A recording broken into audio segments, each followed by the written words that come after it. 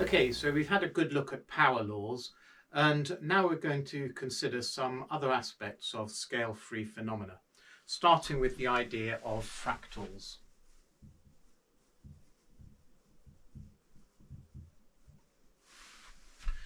So the classic example of a fractal is something like a fern. It contains miniature copies of itself, so that the smaller branch looks like a smaller version of the whole branch, and then that's got even smaller branches on it which look like a smaller version of the medium branches and also a smaller version of the whole thing. So this is scale free because if we zoom in on a small branch, it looks the same as if we zoom out and look at the whole thing. Another example of a fractal is what's known as a Sierpinski gasket. So here is a Sierpinski gasket. It's a triangle from which the central upside down triangle here has been removed, and then of the remaining three triangles, the central triangle of each of those has been removed, and then that's been repeated again. The remaining triangles of each of these has had the central triangle removed, and then yet again the central triangles removed, and this would go on in principle forever, getting down to infinitely small gaps. And this again is contains smaller copies of itself. So taking one triangle is a copy of the larger triangle just scaled down, and then again at the next level, and so on. So this is also like the fern, it's scale free. Whatever scale we look at it on, we'll see the same basic pattern. And then we've seen another one earlier in terms of the stock market chart. So we said that with the stock market chart, we can't tell just by looking at the pattern whether this is a year-long's worth of data or a month or a day. So that if this were a year, it means that if we zoomed in on a particular part of it, a particular month, we'd see exactly the same kind of pattern. And then if we zoomed in on a particular part of it and looked at the day, again we'd see the same kind of zigzaggy pattern. So this chart also contains smaller copies of itself. As we zoom in, we just see the same basic picture. And when we were discussing this, we said that this is related to power laws. These movements up and down are found to be to obey a power law. The size of the jumps up and down obey a power law, so that larger ones are less common, smaller ones are more common, and there is a power law relationship between the size of the movement up and down and the number of them that there are. And this is true of all fractals that we see. They are related to power laws, and this chart is kind of a record of a power law dynamic. The power law affects the movements, and then what we see, this picture that's kind of the residue of that process, it is a fractal. So it's sort of the record of a power law process that has happened, and we can see the same kind of things here. These fractal patterns can be the residues of processes that were based on a power law dynamic. And we can also see how there's a power law intrinsic to the fractal in terms of the number of copies of the branches at each scale. So let's just take a sort of simplification of that just to show it in principle. So we'll start with one branch, and then we'll, from that, divide it into two smaller branches. So we'll say that if that is of size 1, these are of size 1/2. And there are 2 of those. And then we're going to branch from those again, and this will halve again. So these will now be 1/4 in size. And then we'll turn each of those into 2 branches on the end, and again half the size. So there are now they're now 1/8, and then it would be 1/16, and so on. So I've just chosen these numbers because it's going to make it very easy for us to see how it's a power law. But the same thing in principle would apply to these others. So here we've got the size. So we started with 1, and then the number of that size is also 1. Then the next size down, there are half the size of the first one, and there are 2 of those. And then the next size down, they're 1/4 in size, and there are 4 of them. And the next size down, they're 1/8, and they're 8, and so on. So you can see that the number of size S is proportional to, or equal to really, S to the minus 1. 1 over S. 1 over 1/2 is 2. 1 over 1/4 is 4. So this object, which is a fractal, satisfies this power law in terms of the relationship between the sizes of the branches and the number of branches of that size that there are. And the same is true of this fern or this. Just the relationship is a bit more complicated. It's not necessarily a -1 here and so on. But yes, so there is a power law intrinsic to that picture, just as there is here. Now, a fractal is called a fractal because in general it has a fractional dimension. So let's see what that means. Okay, so I've drawn up here 3 things: a line, a square, and a cube. And in each case I've doubled the linear dimension. I've doubled the length of each side. And what we're going to do is consider how many copies there are of the original once we double the side. So if we've got a line and we double the length of the side, well, it's only got one side, so we now have 2 copies of it. So doubling the length of the line gives us 2 copies of it. What about the square? Well, when we double the length of the sides, we've now got 4 copies of the original. 2 in that direction and 2 up in that direction. So doubling the sides of a square gives you 4 copies. And lastly, what about the cube? Well, when we double that, we're ending up with 8 copies. There's 4 cubes at the front here and another 4 cubes at the back. So we've got 8.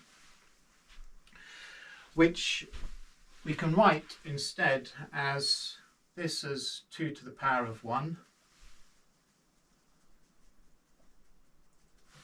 This is 2 to the power of 2.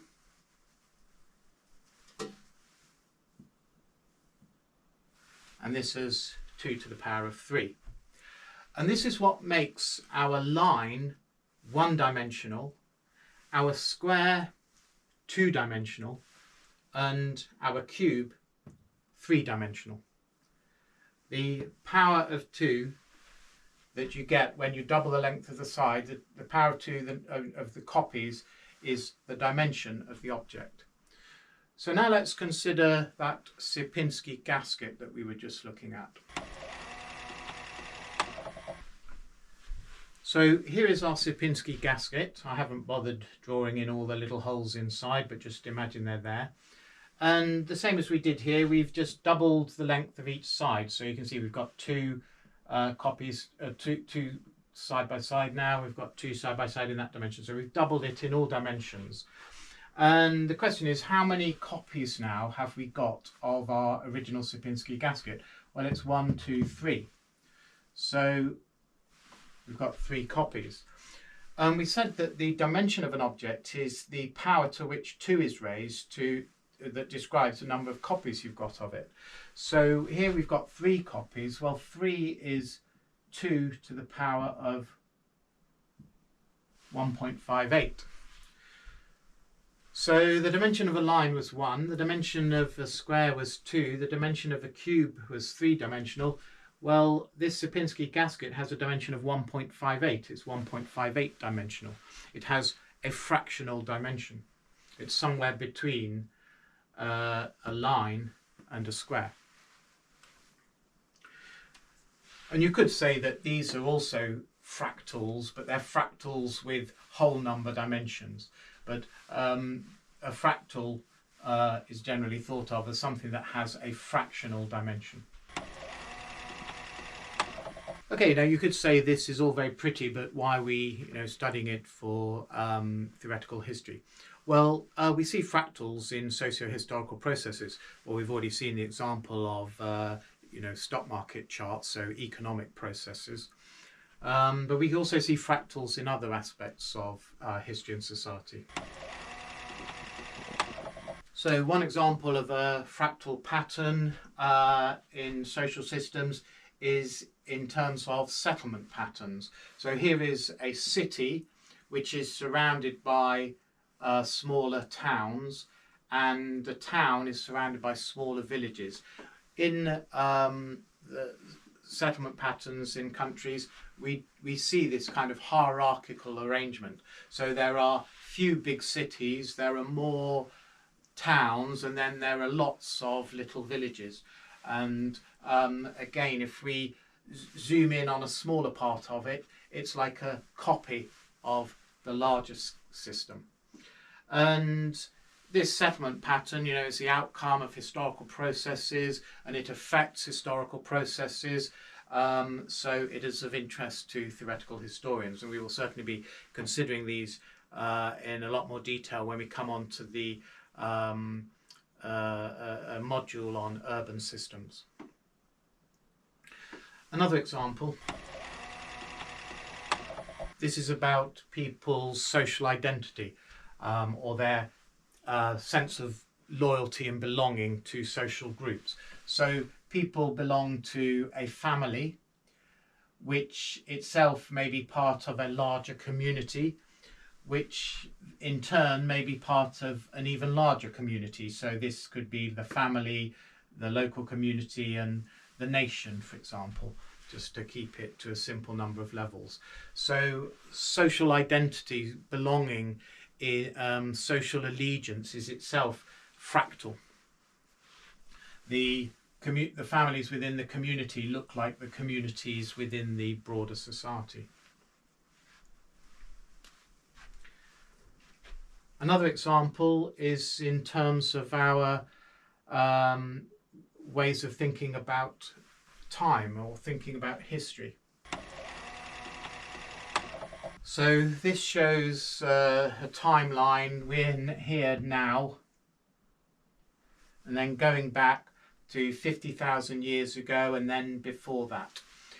And I said earlier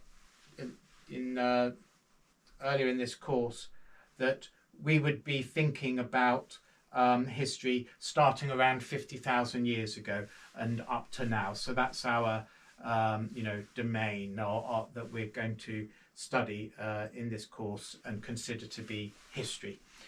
And that can be said to be modern humans. Modern humans emerged around 50,000 years ago.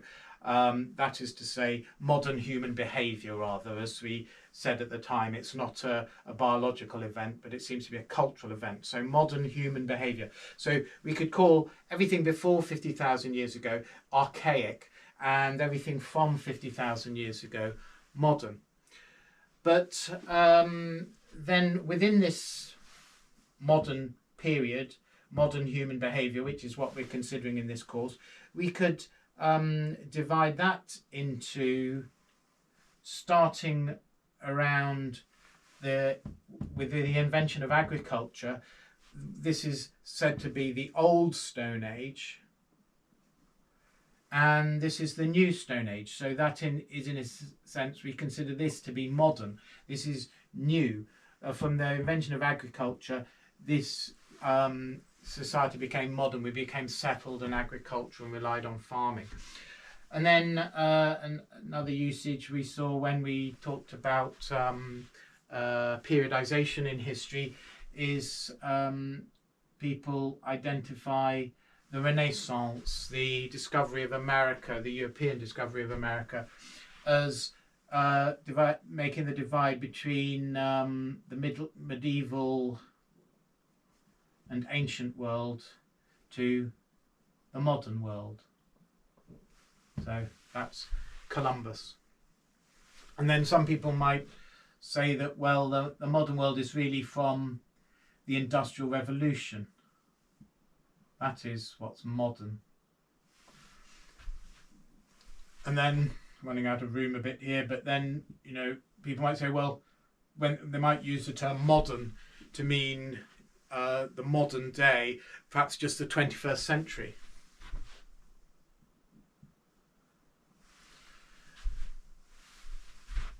Could be considered modern. You know, the 20th and 19th century, you know, a pretty old hat. The modern day is today. So our sense of history is fractal.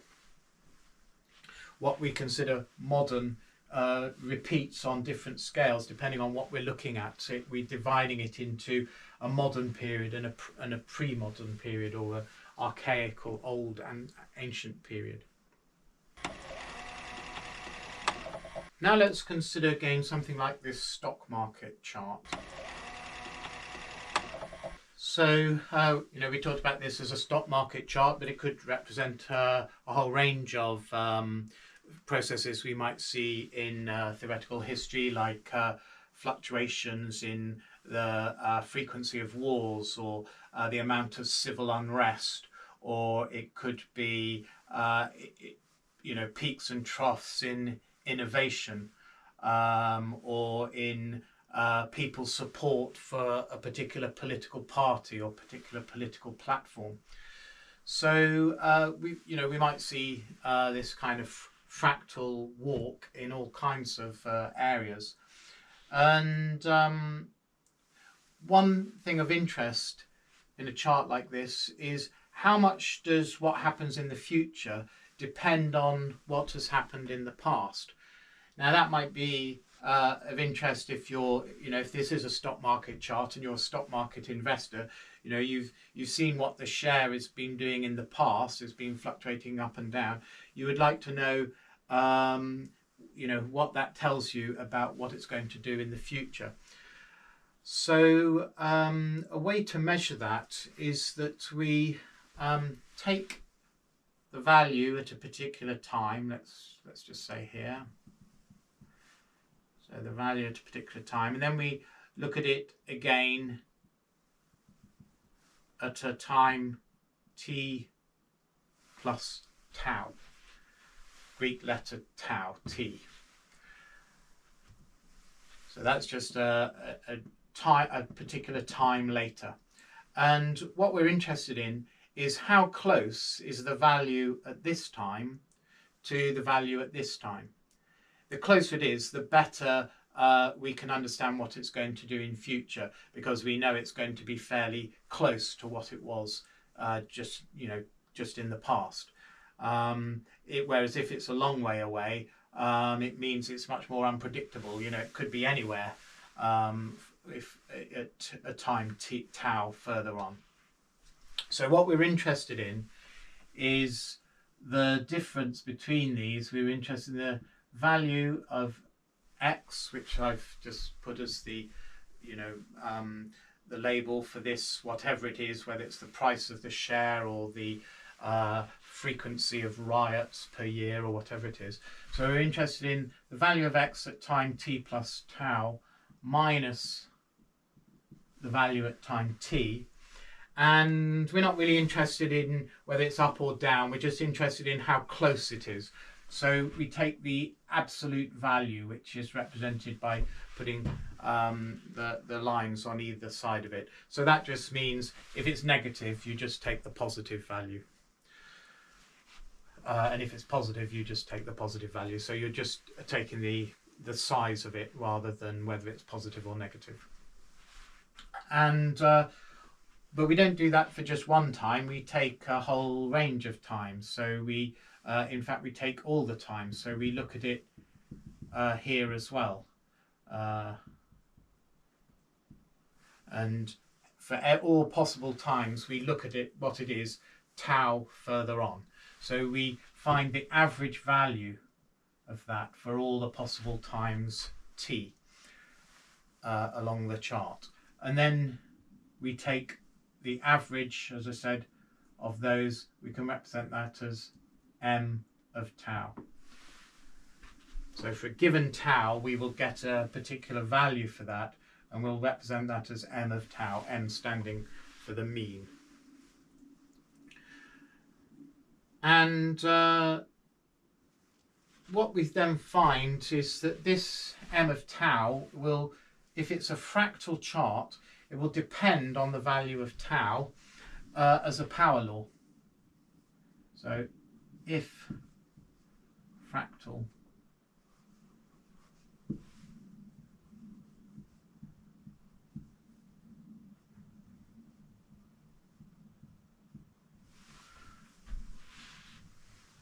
if this is a fractal, we'll find that as we take different values of tau, the value we get, m of tau, is proportional to tau to the power h, where h is the exponent of the power law. It stands for the Hurst coefficient, after the person who first used this technique. He used it for investigating fluctuations in the level of the River Nile. And then it's the value of h that tells us how well or how much the past behaviour predicts the future behaviour. So if h is a half, then it means it's basically random. It's just a random movement up and down. If h is greater than a half, it is said to be persistent. And what that means is that if it's moving in a particular direction, then it will tend to continue to move in that direction. And if it's less than a half, it's said to be anti-persistent.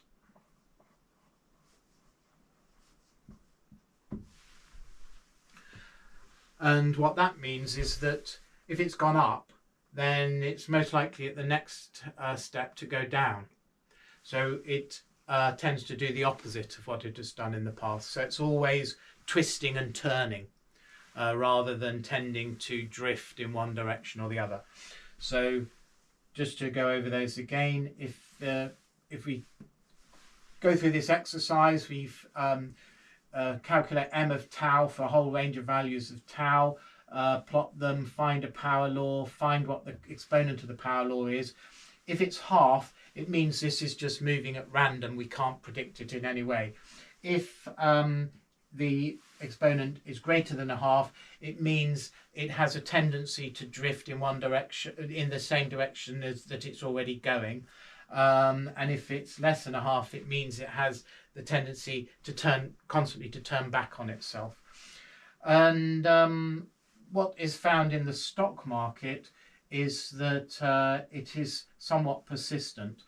So stock prices do tend to reflect what they've done in the past for a period of about 6 months. After that, it disappears, and it becomes random again. But if a share price, for example, has gone up, then for the next 6 months it's more likely to go up than to go back down.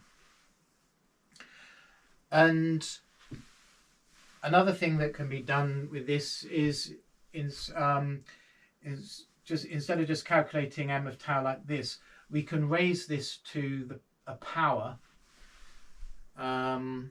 So we take that x at t plus tau minus x at t, the absolute value, and we raise it to a power q, and then we take the average of that, and we can write that as m of tau again, mq of tau, and we'll find that that is proportional to, again, tau to a constant h, which in general will depend on q, so hq. Now, if it is a pure fractal, then this hq will be the same for all possible values of q. So it will just be the same as that. So that is if it's a pure fractal. But if the values of hq differ, so I'll just put hq the same, that implies it's a fractal. But if the hq's are different,